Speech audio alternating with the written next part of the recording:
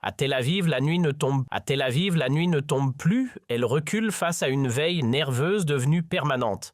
Les centres névralgiques israéliens, eux, ne lèvent plus simplement les yeux vers l'Est, ils le dissèquent. Chaque frémissement en provenance de Téhéran est passé au crible comme un sismographe survolté. 3 voix proches du dossier, relayées par Reuters via Orang, parlent d'un Israël passé en mode alarme totale. Dans les sphères du pouvoir, un mot circule en boucle: intervention.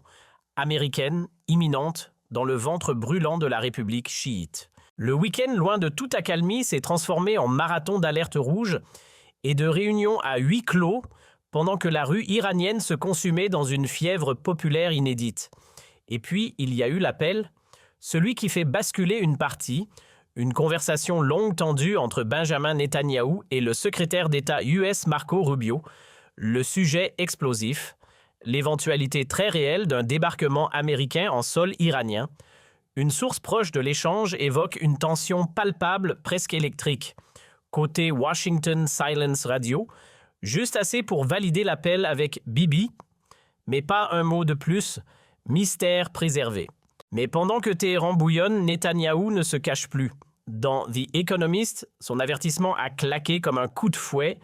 Toute attaque contre Israël entraînera des conséquences horribles pour le régime. Le message est clair, le monde doit regarder ce qui se brise à l'intérieur de l'Iran.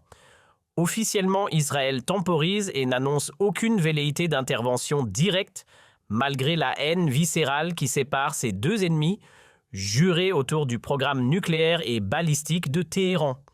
Pour Israël et les États-Unis, la menace est atomique. Pour l'Iran, elle n'est que civile, mais l'histoire ne ment pas.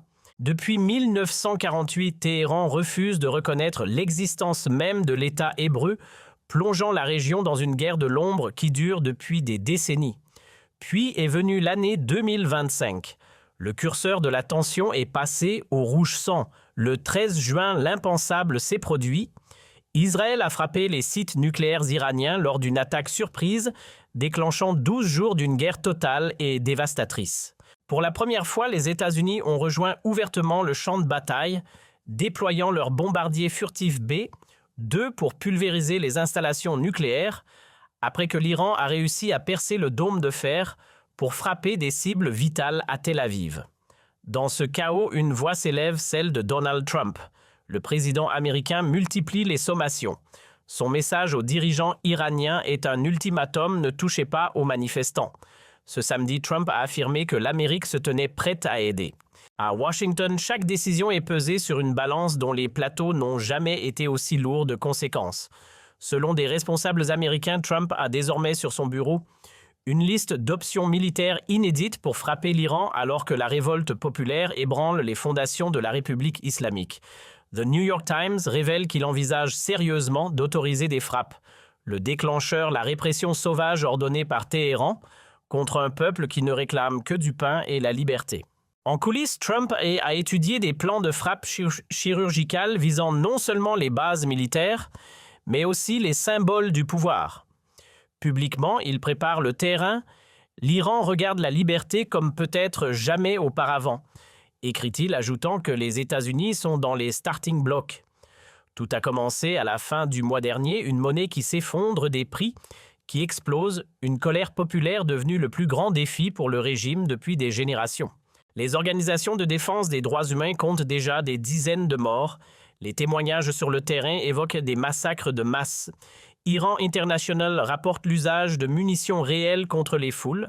Des images clandestines montrent des sacs mortuaires dans des complexes industriels, des morgues, saturées des familles errantes parmi les cadavres. Certaines sources avancent le chiffre de 2000 morts en 48 heures. Le pays est plongé dans un blackout Internet presque total, un silence numérique jeté sur un carnage à huis clos. Alors que le sang coule, un signal diplomatique d'une rare gravité brise le calme de Genève. Volker Türk, haut-commissaire de l'ONU aux droits de l'homme, se dit profondément perturbé par la violence. Mais au-delà de l'indignation, il dénonce le silence numérique pour l'ONU. Les coupures d'Internet ne servent pas qu'à étouffer la contestation, elles paralysent les secours et empêchent le monde de voir les exactions. L'ONU rappelle que manifester est un droit et que seule une sortie politique réelle à la crise du coût de la vie peut résoudre l'impasse actuelle.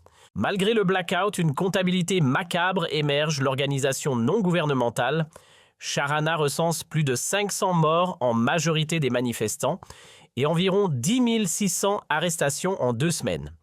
Ces chiffres cités prudemment par Reuters ne sont qu'un socle minimal, le véritable bilan restant inconnu.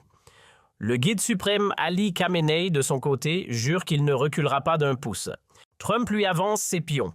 Combien de temps pensez-vous que l'ayatollah tiendra après ce que l'on voit sur le terrain ?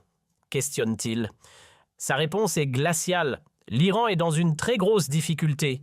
Le peuple prend le contrôle de certaines villes. S'ils recommencent à tuer leur peuple, nous interviendrons.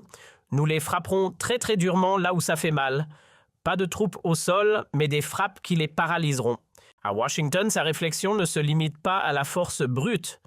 The Wall Street Journal rapporte que Trump est briefé sur une palette d'options hybrides, capacité cyber secrète pour paralyser les infrastructures, sanctions financières totales et soutien technologique aux forces anti-gouvernementales pour contourner la censure. Une stratégie en couche imprévisible où chaque escalade peut modifier la donne. Mais au Pentagone, l'enthousiasme laisse place à la prudence. Les généraux craignent un effet boomerang nationaliste ou une vague d'attaques contre diplomates américains au Moyen-Orient. Les officiers supérieurs demandent du temps pour fortifier les défenses. En parallèle, la diplomatie se durcit. Marco Rubio multiplie les échanges avec Netanyahou, liant la situation iranienne à celle de Gaza et de la Syrie. Il salue publiquement le courage du peuple iranien. Cela intervient alors que les frappes ordonnées par Trump sont encore dans les mémoires quelques semaines après la capture spectaculaire du dirigeant vénézuélien par les forces spéciales américaines. Pour l'administration Trump, c'est la preuve qu'il ne bluffe jamais. Aujourd'hui, une seule question hante la scène internationale. Les États-Unis vont-ils se contenter de paroles ou l'acier frappera-t-il à nouveau ? Entre manifestations continues, cadavres entassés dans les morgues de Téhéran et plans de guerre sur les bureaux de Washington, l'Iran se tient à un carrefour fatidique et avec lui le reste du monde.